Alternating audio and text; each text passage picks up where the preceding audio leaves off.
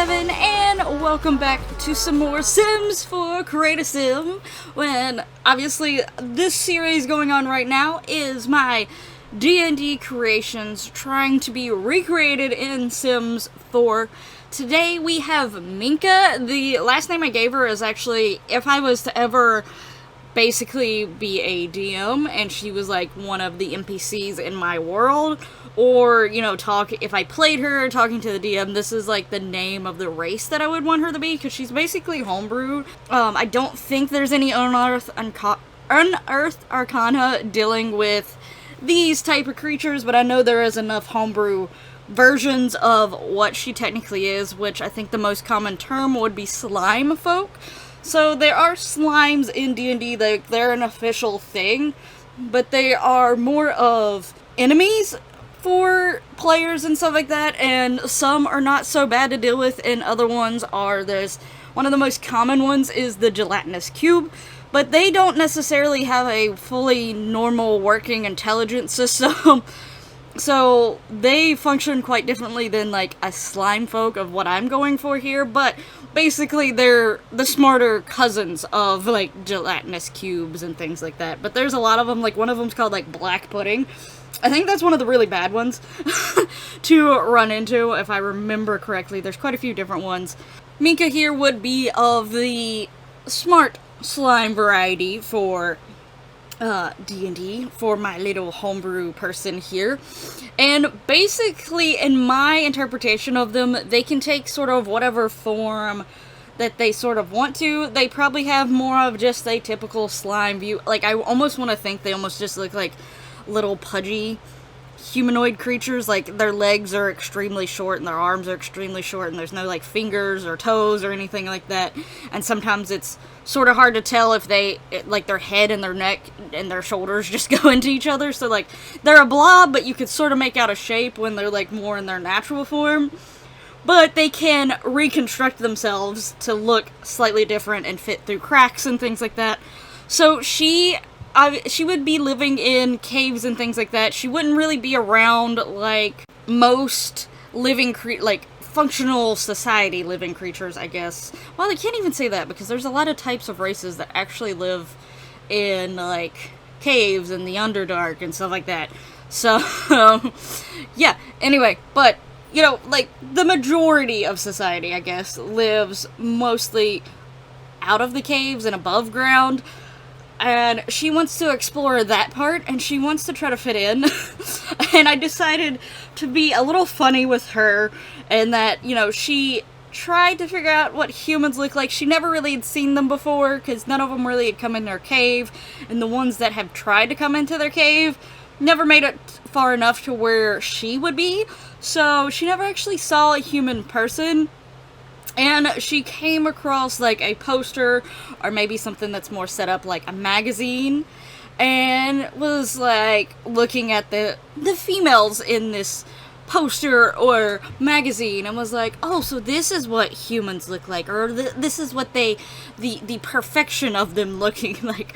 Now, obviously, if you can't tell by her body structure, the type of poster and magazine she probably came across of isn't your typical human body. It's more of a preferred human body for how do I word this in a not necessarily kid-friendly manner, because I don't necessarily say my channel's kid-friendly, but, you know, PG-13 manner.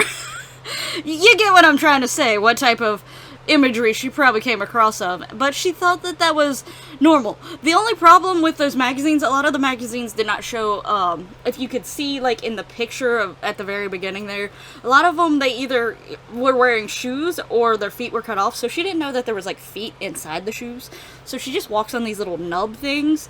But I decided that maybe she was just so used to it, and maybe, like, her original form almost has something similar to that. They're just more longer in this form. So she's deciding to keep with those even after she figures out feet are a thing. But obviously in the sim version of her, she does have feet. But eventually she makes her way, she gets herself some clothes, like some human clothes, and makes her way to sort of start traveling. She, in D&D world, she was going to be a Soul Knife Rogue and the Fathomless Warlock. The Fathomless Warlock is supposed to be more water related. I'm going to make it more like goo slime related. I like slightly flavor it just a little bit differently, but using that situation. So that is what she is. I would at least have her be like a warlock first for like the first level or two. Obviously, eventually I plan on getting them both to level 10 if I was to play her or use her as an NPC type situation. Eventually, like, if she's at max level, it'd be 10 in each, but I would start off with Warlock and almost start flip-flopping. But I imagine that there was one person that once she got into a town, even though some people are a little creeped out by her, because you could tell she's made of slime, she's like this pink slime sort of deal. I also imagine she's got hints of yellow and purple as her skin, like in her body and stuff like that. She's slightly see-through and all that stuff. Can't do that in Sims. I tried my best to give like some of the different colors, but obviously I can't do see-through at all, but like basically trying to make it seem like she has slightly different colors. Like I'd imagine closer to like her hands and stuff like that, she'd actually have some yellows and darker pinks to purples. Same with like closer towards her feet, so on and so forth. That those colors come out a little bit more, but I went with the main color that I wanted her for, which was pink. I did choose to make her hair yellow to show that, but I'll get to that here in a moment.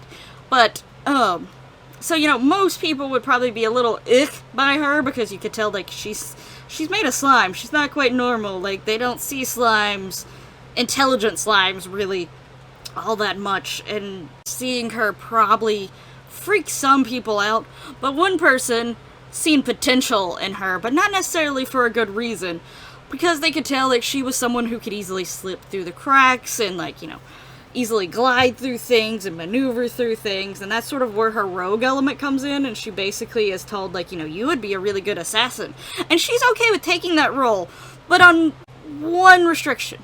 You have to tell her exactly the reason why you want that person to be taken out, and give her a good reason. If you just say that you don't like the person, then she's not gonna, she won't do it.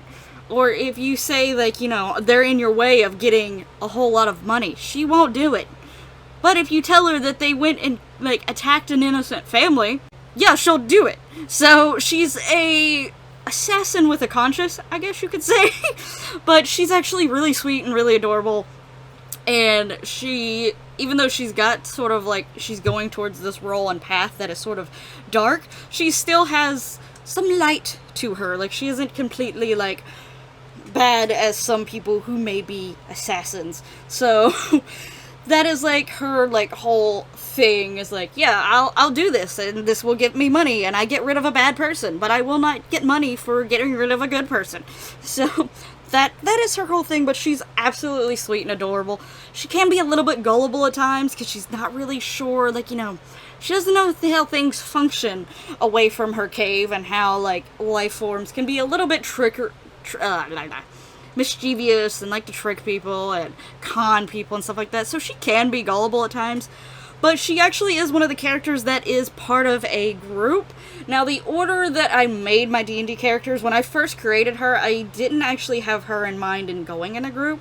So the next, like, 2 characters that you see after her, because I'm doing them in the order that I created them in my head, except for the minus of, like, 3 characters, which are at the very end.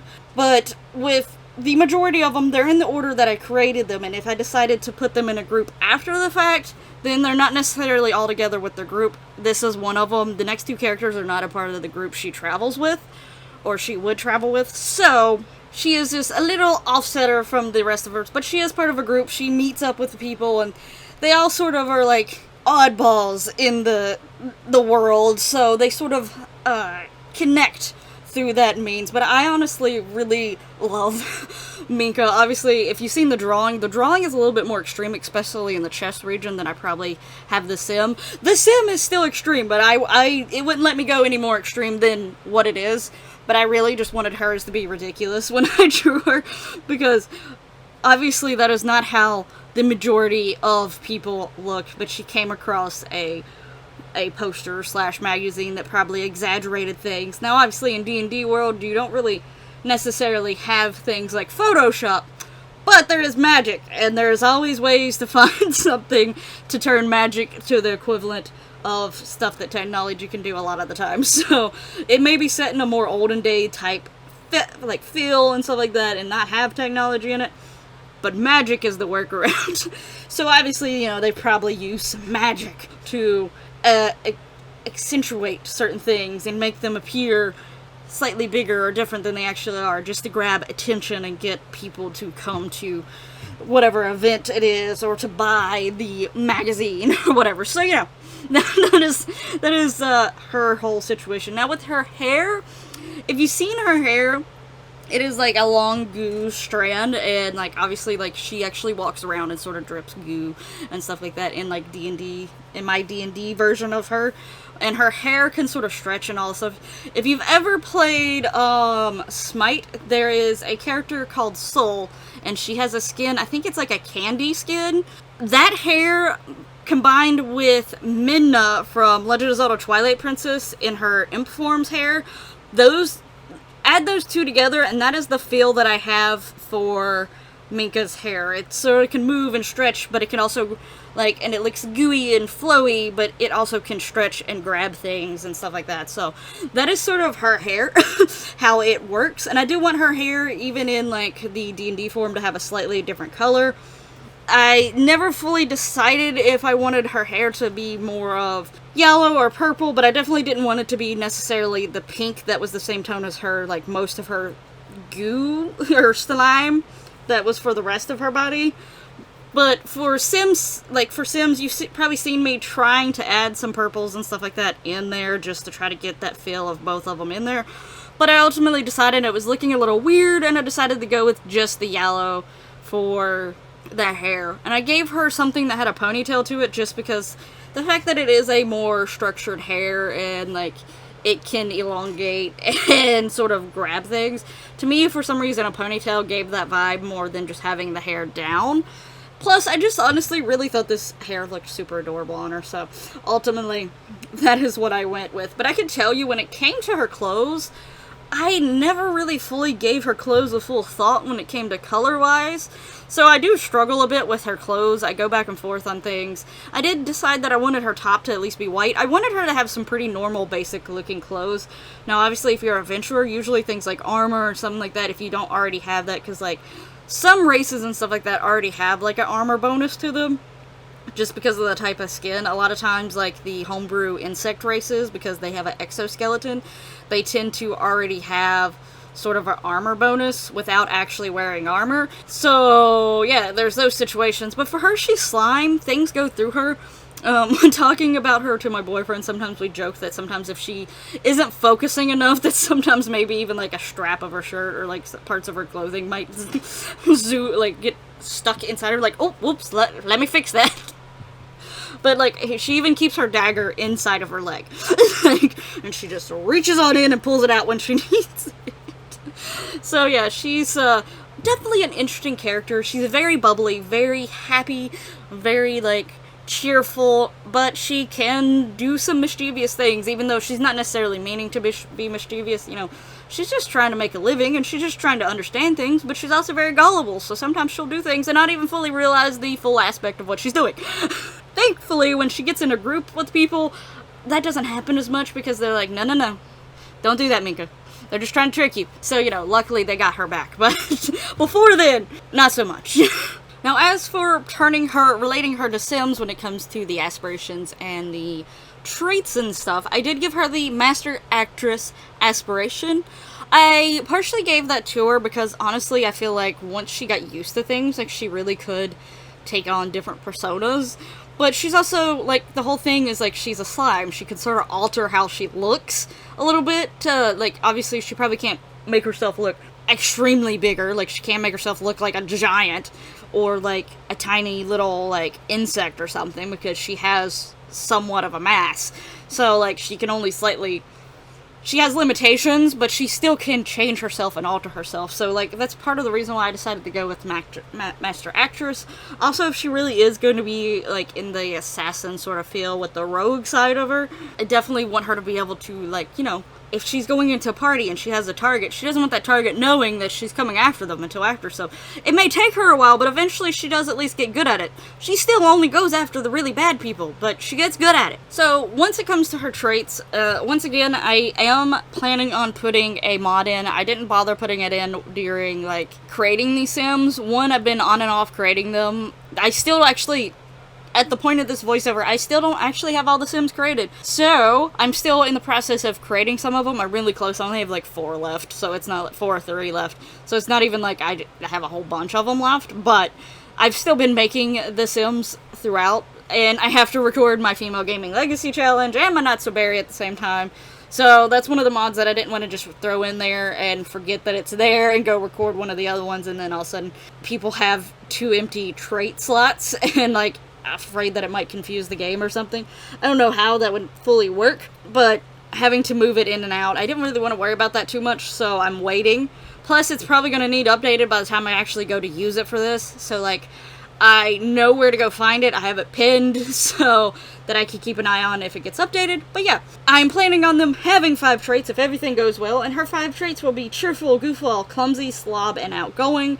If it does not work at the time I go to record the little mini-series of putting all these Sims in the same household and see what happens, her main ones are going to be cheerful, goofball, and clumsy. Cheerful and goofball, that's just her personality. She's honestly sweet and adorable, silly. She likes to be sort of playful, like, that's just how she is. And clumsy because she is a slime. Like, easily I could see, I always sort of can see her just walking and randomly not realizing that she's like, if she's on, like, a second floor, like a balcony or something like that, and it's made out of wood, and there's, like, a slot or, like, a loose part or something, I can easily see her, like, starting to ooze through the holes and things like that in the openings. So obviously she's gonna be a little bit clumsy. And as for slob and outgoing, she is a very talkative person, and slob is just the fact how I was talking about in at least D&D. I would imagine that, you know, I was gonna go with, like, every once in a while she sort of drips and leaves slime behind. So that is part of what will be the slob for her. I don't necessarily see her as, like, leaving messes around, but that is one thing that, one, I don't think many of my Sims are going to end up having that trait, and I want a bunch of different traits to try to be represented, if possible, if it makes sense for the character in some sort of way, but also it did sort of make sense to try to include the fact that technically she leaves slime droplets behind, and she is making a mess, but she's not necessarily purposely meaning to. Now in Sims, it's just gonna make her purposely sort of leave these messes because she doesn't want to clean them up or whatever. But, you know, you get the point. It's the closest thing I can get to doing that. But anyway, let me know what you think of Minka down in the comments below. I hope you love her, or at least like her. I honestly love her. Like, I think she turned out really adorable. And I have always loved her since the creation of the D&D version of her. I think she's super, like, funny and cute. But let me know your thoughts on her down in the comments below. Let me know who is your favorite so far, just like always. Is one of your previous favorites still your favorite? Is Minka potentially taken their place? Make sure you're subscribed. Hit the little notification bell, you know, all that lovely YouTube goodiness for future episodes of the series, as well as the D&D Mansion build that is going alongside this, and other things here on the channel. Thank you so much for watching. I hope you've enjoyed it, and I hope to see you in the next one. But until then, bye bye!